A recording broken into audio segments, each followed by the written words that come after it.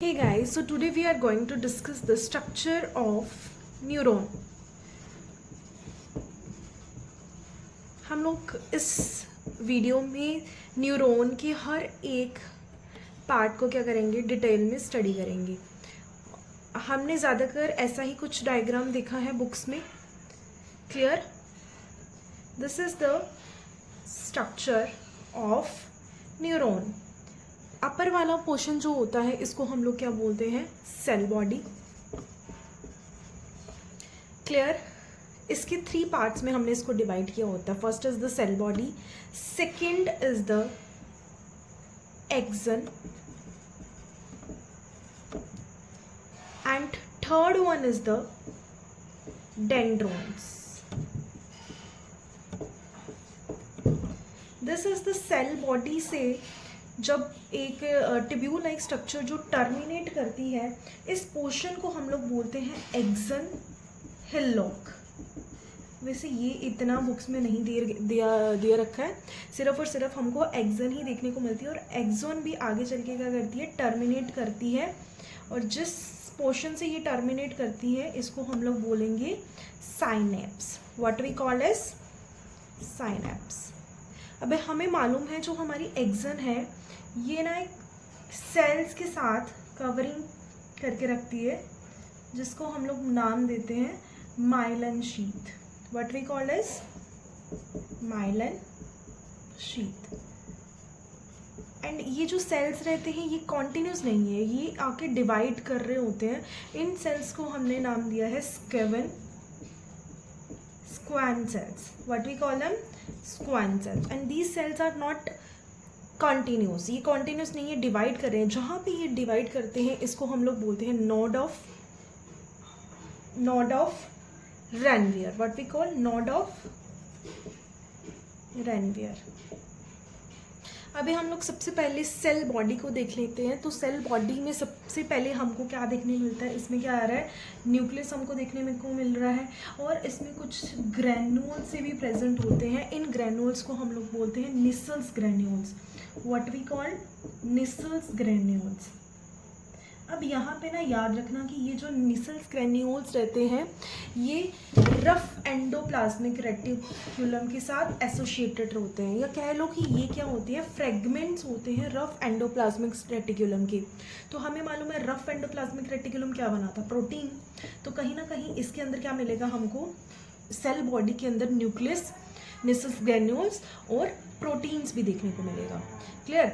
अगर हम बात करें अपने डेंड्रोन्स की, तो डेंड्रोन ये क्या है, हमारे डेंड्रोन्स. और हर डेंड्रोन से क्या निकल रही हैं, ऐसे करके क्या निकल रही है, एक नर्व लाइक एंडिंग्स होती हैं जिसको हम लोग क्या बोलते हैं, डेंड्राइट्स. अब डेंड्राइट्स की एक स्पेशल एक खास बात यहाँ पे ये है कि इनके पास क्या लगे होते हैं, रिसेप्टर्स लगे होते हैं. किसके लिए रिसेप्टर्स लगे होंगे, रिसेप्टर्स लगे होते हैं फॉर कैरिंग न्यूरोट्रांसमीटर. क्या बोलेंगे, न्यूरोट्रांसमीटर. अब हमें मालूम है कि जो न्यूरोट्रांसमीटर रहते हैं एक तरह के केमिकल्स होते हैं जो किसके बीच में रिलीज होते हैं, दो, अगर मेरे पास न्यूरॉन्स है तो दो न्यूरॉन्स के बीच का जो यहाँ पे क्या है, साइनेप्स. ये जो स्पेस प्रेजेंट होती है 2 न्यूरॉन्स के बीच में, इसको हम लोग क्या बोलते हैं, साइनेप्स बोलते हैं. और यहाँ पे ही क्या रिलीज होते हैं, न्यूरोट्रांसमीटर रिलीज होते हैं. न्यूरोट्रांसमीटर रिलीज होंगे, ये एक तरह के केमिकल्स रहते हैं. क्लियर? तो ये जो न्यूरोट्रांसमीटर जब रिलीज होगा तो अगेन यहाँ पे मेरा क्या है, सेकेंड न्यूरॉन का, this is the first neuron, this is the second neuron. First neuron का साइनेप्स है और दूसरे न्यूरॉन का क्या है, यहाँ पे डेंड्राइट है. तो डेंड्राइट्स के ऊपर क्या रहते हैं, रिसेप्टर्स रहते हैं जो क्या कैरी करते हैं, बाइंड करते हैं कहाँ को, पोस्ट साइनेप्टिक मेम्ब्रेन. पोस्ट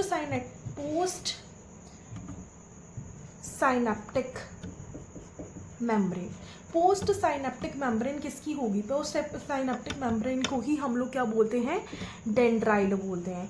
कहने का मतलब सिंपल भाषा में अगर हम बताएं तो डेंड्राइट्स के ऊपर क्या रहते हैं, रिसेप्टर्स रहते हैं, जो किसको कैरी करते हैं, न्यूरोट्रांसमीटर को कैरी करेगी, क्योंकि यही क्या करेगी, यही इम्पल्स जनरेट करती है। इम्पल्स, नर्व इम्पल्स को क्या करती है, जनरेट करती है from one neuron to the another neuron, और यही हमारा क्या बनाता है, नर्व इम्पल्स बनाता है। क्लियर है। और now let's move to the our last type which is the axon. Axon में मैंने बता ही दी एक तरह की लॉन्गर, यहाँ से जब ये टर्मिनेट करता है तो एक्सन हिकलोक होता है। यहाँ पे माइलिनेटेड शीट होती है जो किससे बनी होती है, स्क्वैन सेल्स की बनी होती है।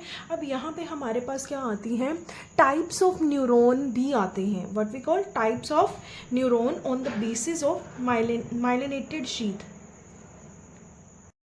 So if I'm talking about the types of axon, कि अगर मैं बात करूं कि एक्सन की भी हमको टाइप्स देखने को मिलती हैं, तो वो किसके बेसिस पे मिलेंगी, present and absence of myelinated sheath. ठीक है।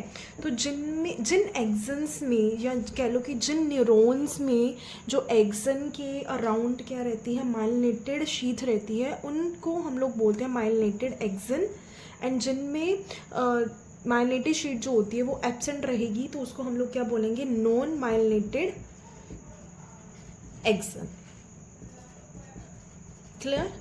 सो अगर मेरे पास कोई न्यूरॉन है तो उसकी एक्सन के अराउंड ऐसे करके शीट बनी हुई है, स्क्वैन सेल से बनी हुई है, तो उसको हम लोग बोलेंगे माइलिनेटेड न्यूरॉन। इसकी एग्जांपल आती है हमारे पास सेरिब्रल कॉर्टेक्स। सेरिब्रल कॉर्टेक्स के अंदर जितने भी न्यूरॉन्स रहेंगे वो सारे के सारे कैसे रहेंगे, myelinated action.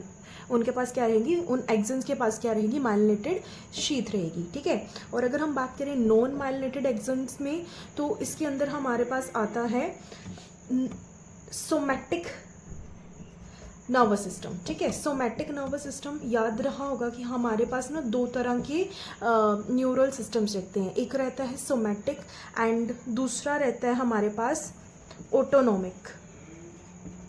Somatic nervous system and the autonomic nervous system. जो सोमैटिक नर्वस सिस्टम रहता है ये क्या करता है, सेंट्रल नर्वस सिस्टम से हमारे स्केलेटल मसल्स को क्या करेगा, सिग्नल्स देगा। और जो हमारा ऑटोनॉमिक नर्वस सिस्टम रहता है ये इनवॉलंटरी रिस्पॉन्सेस को टैकल करता है। सेंट्रल नर्वस सिस्टम से जैसे हमारा इनवॉलंटरी क्या हो गया कि हमारे पास अदर ऑर्गन्स जैसे हार्ट वगैरह होगी, इनको क्या करेगा, इन ऑर्गन्स को क्या करेगा, सिग्नल पहुंचाएगा। तो हमारे पास दो तरह की आती है, एक सोमैटिक एंड दूसरा आता है ऑटोनॉमिक। क्लियर है। और अगर हम बात करें कि जो सबसे ज़्यादा इम्पल्स कंडक्शन रहेगा, इम्पल्स कंडक्शन जो फास्टर रहेगा वो किस केस में रहेगा, either it is in myelinated action में या नॉन माइलिनेटेड एक्सन में। तो हमारे पास ना एक मैकेनिज्म, जब हमारे पास क्या करता है कि जो नर्व इम्पल्स कंडक्शन होती है, ठीक है, नर्व इम्पल्स कंडक्शन रहती है from one neuron to another neuron, तो यहाँ पे जो माइलिनेटेड शीट, जहाँ पे माइलिन शीट प्रेजेंट होती है, तो ये कॉन्टिन्यूस नहीं है। मैंने पहले ऑलरेडी बोला है कि कॉन्टिन्यूस नहीं है, यहाँ पे क्या आ जाता है, नोड ऑफ रेनवियर आ जाता है, जिसकी वजह से क्या होता है कि ये एक दूसरे को क्या करते हैं, सिग्नल प्रोवाइड करते हैं। यहाँ पे चार्ज, एक्चुअली नर्व इम्पल्स क्या मीनिंग है, यहाँ पे क्या रहेगा, हमारे पास चार्ज जो रहता है, नेगेटिव पॉजिटिव चार्ज जो रहते हैं वो ट्रैवल करते हैं through out the neuron. Clear है। तो यहाँ पे जब ये ट्रैवल करते हैं तो इस कंडक्शन को, जब हमारा चार्ज यहाँ से यहाँ फ्लो कर रहा है, नोड क्या बोलते हैं, स्क्वैन सेल से यहाँ पे माइलिन शीट प्रेजेंट है, इस चीज़ को हम लोग बोलते हैं सॉल्टेटरी कंडक्शन बोलते हैं।